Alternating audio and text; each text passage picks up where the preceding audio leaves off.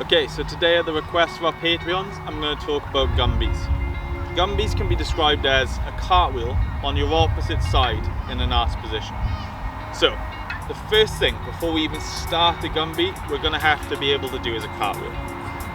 And we're going to have to really focus on getting the steps right to turn it into a Gumby. So now I'm going to demonstrate how to do that. So first things first, cartwheels. Basic cartwheels, we're just going to go over the start. That's all we need to start with. Then what we want to start thinking about is just doing the Gumby steps, which are, it's kind of like a cheat step. It's a bit longer because it's coming from like a horizontal position, so I'll break them down for you. All you have to do is either start facing this way. I like to go like this, step left, step right, so you're facing that way, and then I reach out here, and that's how I go. We're not going to do that right now. What we're going to do is cartwheels from that. So we're going to go here, step left, step right, cartwheel, leg swinging through. Now Gumbis have a swing through because they come from, well, a Gumby is the base level of all Raiz type flips. All of them have a swing through because they all swing through into different skills. You don't have to use the swing through. I rarely do anymore, I'm too old for that, but that's what we need. So again, we're going to step back here, step left, right, normal cartwheel, swinging through. And that's all we need, just for the beginning of a Gumby. Now, all we want to do is invert the cartwheel to make it into a Gumby. To do that, it comes from a lot of shoulder mobility. The first thing to make it easier for us to open our shoulders is to literally rotate the arm outwards. If my arm is rotated inwards, it closes the shoulder position. If I rotate it out, it opens the shoulder position. Just so you can feel what I mean, try doing a half bridge with an open shoulder position, and then try doing it with a closed shoulder position. I'll demonstrate. An open shoulder position allows me to rotate around the arm. A closed shoulder position will make that a lot harder to do so. An exercise to help with the Gumby is almost doing a higher half bridge. We're going to start with our stabilizing leg in front and our kicking leg going behind us. And then we're going to move into our hands, kick the kicking leg over, and try and do an arched position.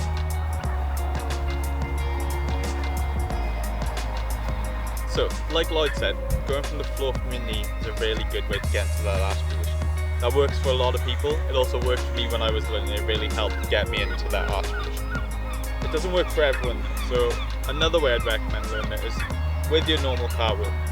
The main difference between a cartwheel and a Gumby is the leg, the kicking leg trails slightly behind you. Now a Gumby is a Gumby whether it's this much behind you or it's like this. It doesn't particularly matter the level of mobility you've got, the level of arch you've got. It's the shape that matters. As long as it's inverted, it's always going to be a Gumby. So, for progression's sake, just make small, tiny little adjustments each time to your cartwheel. So, cartwheel, legs slightly behind yourself, that's still a Gumby. You don't need to be super harsh, being like, oh, why is my Gumby not touching the floor? Why am I not like this? None of it matters. Little bits at a time, and measure your progress that way. So remember, kicking this leg behind, always going, huh, and that's a Gumby. I'll do one towards the camera, so you can also see what I'm doing. So I'm stepping in, going left, right. This is going slightly behind. That's a Gumby. It doesn't need to go any lower than that to be functional. Actually, what I found when I used to swing these, I would intentionally kind of keep them above this angle actually, because the lower you get, you might get the nice round part. It actually gets really difficult to swing these into, say, gainers, corks, anything. So I always used to invert less just to get more of that kick through. So, like one more time. We're gonna go left, right, arch, Gumby. A good setup for the gumby, I found, was a scoot. The reason for this is because it keeps you low.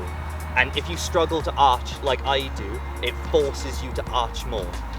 Obviously, if you want your gumby to be higher and to have a big swing through, this probably won't help.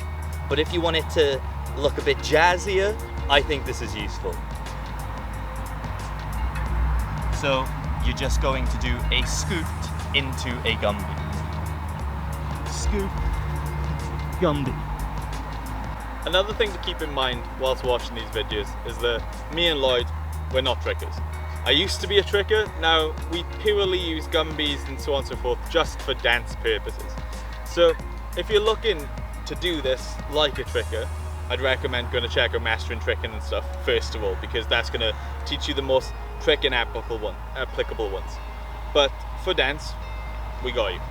So one thing I'll talk about is a reverse step. Now, I used to use this all the time when I was in tricking. Really great way to generate force. So what you want to basically do is you're just going left, step right to here, and you're going to swing this back leg. So we're going to go left, step right, swing back leg. Now we're going to do this into a gumby. You can also do this into all of the other Raiz families. So you can do Raiz, Sailor Moon, doesn't matter what you want. You can all do them from a reverse step. Reverse house too, actually. But doing it into a gumby, it generates mass power. So if you ever do want to swing through from this, I'd recommend doing this setup. It's really nice. It gives it a nice element to it as well. It means you can go in from it from anywhere as well. So if you end up on the wrong side, you can always flip around and go. So we are going to reverse step gumby. So we're going to go left, right, swing through, gumby to start. That was a bit more of a cartwheel, I'm not going to lie. But we're going to do it with effort and it'll probably look better. Okay, so left, right.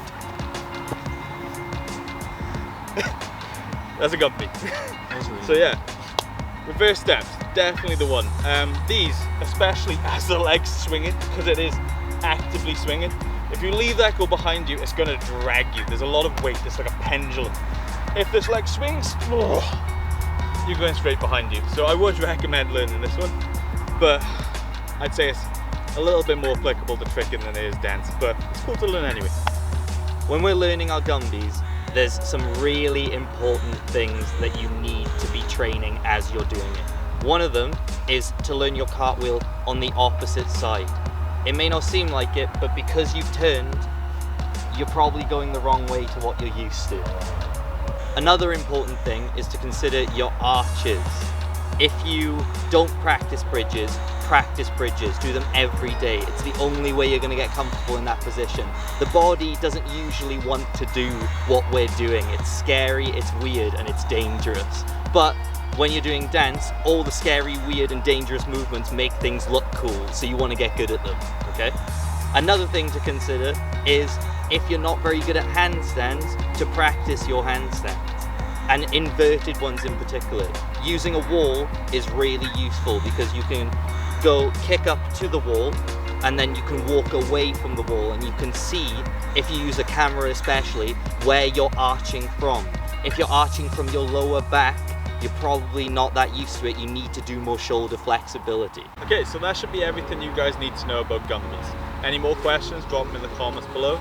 Thanks for watching our video today. Big up our first Patreon member, Eugene. Really appreciate it.